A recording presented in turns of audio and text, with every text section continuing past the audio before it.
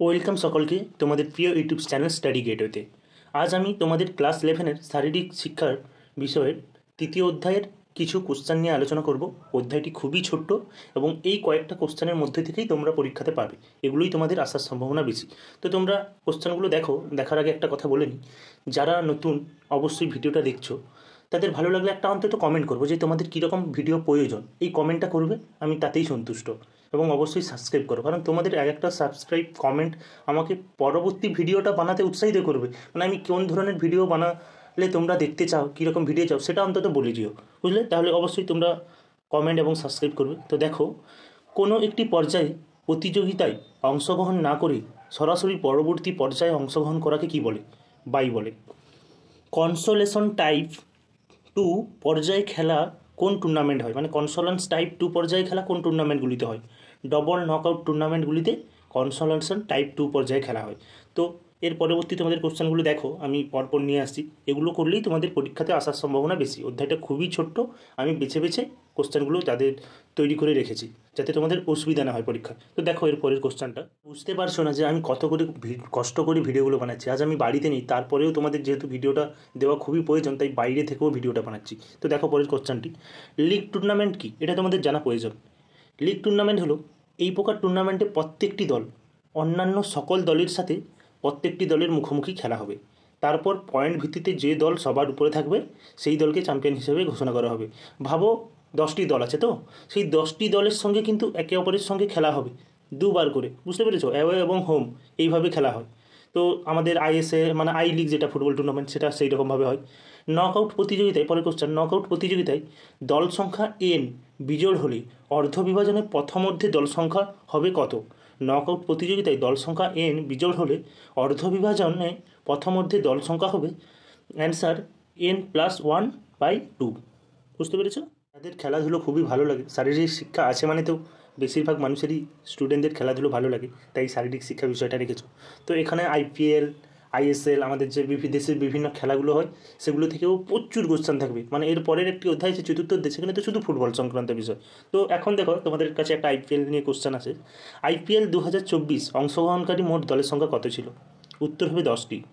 IPL 2024 মোট খেলার সংখ্যা কয়টি ছিল? অ্যান্সার হবে 74টি। মানে টোটাল লিগের খেলা এবং সেমিফাইনাল সব মিলে 74টি। 2024 আইপিএল কে জিতেছিল? KKR মানে কলকাতা নাইট রাইডার্স, তোমরা জানো। এরপরে আমরা যেটা জানবো সেটা হলো ইন্ডিয়ান সুপার লিগ।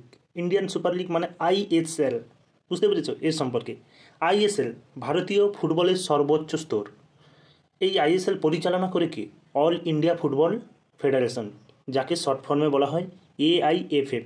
এই AIFF এর প্রেসিডেন্ট হলো আমাদের বাংলার মানে ওয়েস্ট বেঙ্গলের এবং ফর্মার ভারতীয় ফুটবল দলের গোলকিপার এবং অধিনায়ক কল্যাণ চৌবে। সেটা এখানে নেই, আমি তোমাদের বলে দিলাম। তো বাণিজ্যিক অংশীদার FSDL রিলায়েন্স, মানে ইন্ডিয়ান সুপার লিগে যারা স্পন্সরশিপ মানে বাণিজ্যিক অংশীদার মানে ভাগ আছে যে কোম্পানিটা, সেটার নাম হলো FSDL, যেটা রিলায়েন্সের একটি কোম্পানি। তো এগুলো তোমাদের এই তৃতীয় অধ্যায়ে আছে। এইরকম ইন্টারেস্টিং। এই ISL মানে ইন্ডিয়ান সুপার লিগ যেটা হয়, সেখানে দুটো ট্রফি দেওয়া হয়, একটি হলো লিগ শিল্ড এবং একটি হলো চ্যাম্পিয়নশিপ। সো লিগ শিল্ড কি? ISL 2023-24 12টি দল অংশগ্রহণ করেছিল। প্রতিটি দল একে অপরের সাথে হোম ও অ্যাওয়ে ভিত্তিতে দুবার মুখোমুখি হয়েছিল। সবগুলো খেলার শেষে যে দলের পয়েন্ট বেশি তারা লিগ শিল্ড বিজয়ী। আর 2023-24 মরশুমে লিগ শিল্ড জিতেছিল কে? মোহনবাগান। বুঝতে পেরেছো? তোমরা ছবিতে দেখতেই, তোমাদের ছকের আকারে ভালো করে দেখিয়ে দিই যে ISL দেখো তোমরা স্ক্রিনে। ISL 2023-24 মৌসুম, 2023-24 চ্যাম্পিয়নশিপ এবং লিগ শিল্ড তিনটে ভাগ করা হয়েছে। 2023-24 হয়েছিল। সো 23-24 চ্যাম্পিয়নশিপ যারা ফাইনাল জিতেছিল সেটা হলো মুম্বাই সিটি FC, বুঝতে পেরেছো? যেখানে আমাদের ছানতে টানতে বিভিন্ন ভালো খেলোয়াড়রা খেলে। এবং লিগ শিল্ড জিতেছিল আমাদের এশিয়ার সবচেয়ে পুরনো ক্লাব এবং আমাদের ঐতিহ্য মোহনবাগান। 2023-24 ISL লিগ শিল্ড বিজয়ী দলের নাম হলো মোহনবাগান, যাকে আমরা এখন মোহনবাগান সুপার জায়েন্ট বলে থাকি, কারণ যিনি স্পন্সর করেন SG সঞ্জীব গোয়েঙ্কা, তার নামটা আছে শেষে। তো এটা হলো তোমাদের পুরো ISL এর চ্যাট, কে চ্যাম্পিয়ন হয়েছিল, কে লিগ শিল্ড। এখন ইম্পর্টেন্ট কোশ্চেনগুলো দেখো। টুর্নামেন্টকে কয়টি ভাগে ভাগ করা যায়? টুর্নামেন্টকে 4টি ভাগে ভাগ করা যায়। সিঙ্গেল নকআউট টুর্নামেন্টে মোট ম্যাচের সংখ্যার সূত্রটি কি?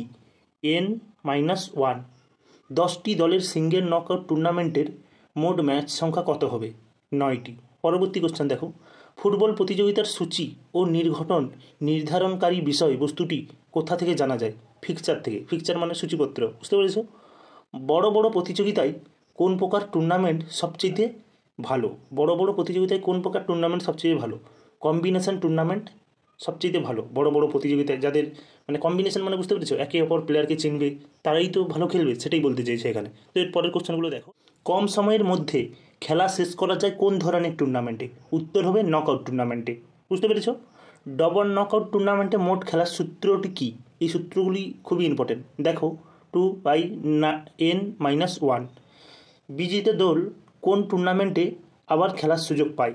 বিজিত দল মানে যারা হেরে যায় তারপর আবার খেলার সুযোগ পায়, সেটা হলো কনসোলেশন নকআউট টুর্নামেন্টে। কোন প্রতিযোগিতায় বাই দেওয়া হয়? কোন রাউন্ডে? প্রথম রাউন্ডে। কোনো প্রতিযোগিতায় বাই দেওয়া হয় প্রথম রাউন্ডে। সিঙ্গেল লিগ টুর্নামেন্ট খেলার সংখ্যা সূত্রটি কী?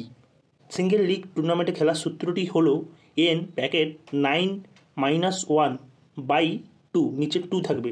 এটা টাইপিংয়ের একটু মিস্টেক হয়ে গেছে, তাই ঠিকঠাক করতে পারিনি। তো এর পরের কোশ্চেনগুলো দেখো, এখান থেকে খুবই কম। লিগ টুর্নামেন্টের জন্য কোন পদ্ধতি ঠিক নয়? অ্যান্সার হবে ল্যাডার পদ্ধতি। তারপরের কোশ্চেন দেখো, স্পোর্টস ম্যানেজমেন্ট এর সর্বপ্রথম কাজ কী? পরিকল্পনা। যারা পরিচালনা করে তাদের স্পোর্ট ম্যানেজমেন্ট বলে, বুঝতে পেরেছো? লিগ কাম নকআউট কী জাতীয় প্রতিযোগিতা? লিগ কাম নকআউট হলো সমন্বয় বা কম্বিনেশন প্রতিযোগিতা। তারপরের কোশ্চেনটা দেখো, খুব important question, radar, spider, pyramid এগুলি কী জাতীয় প্রতিযোগিতা? র্যাডার, স্পাইডার, পিরামিড এগুলি হলো চ্যালেঞ্জ প্রতিযোগিতা, বুঝতে পেরেছো? হুট করে খেলা হয় এইসব খেলাগুলো, মানে আগে থেকে সূচি থাকে না এগুলো। তো এগুলোকে র্যাডার, স্পাইডার, পিরামিড বলে, এগুলোকে চ্যালেঞ্জ প্রতিযোগিতা বলে। তো এখান থেকে খুবই সামান্য কোশ্চেন আছে, এগুলো করলেই তোমরা পরীক্ষা। শেষ কোশ্চেন দেখো তোমরা, এখানে আমি একটি বাম স্তম্ভ এবং ডান স্তম্ভ দিয়েছি।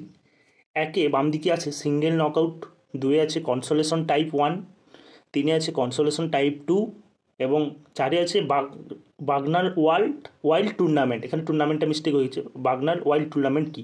তো ওইদিকে ডান স্তম্ভের সঙ্গে তোমাকে মেলাতে হবে।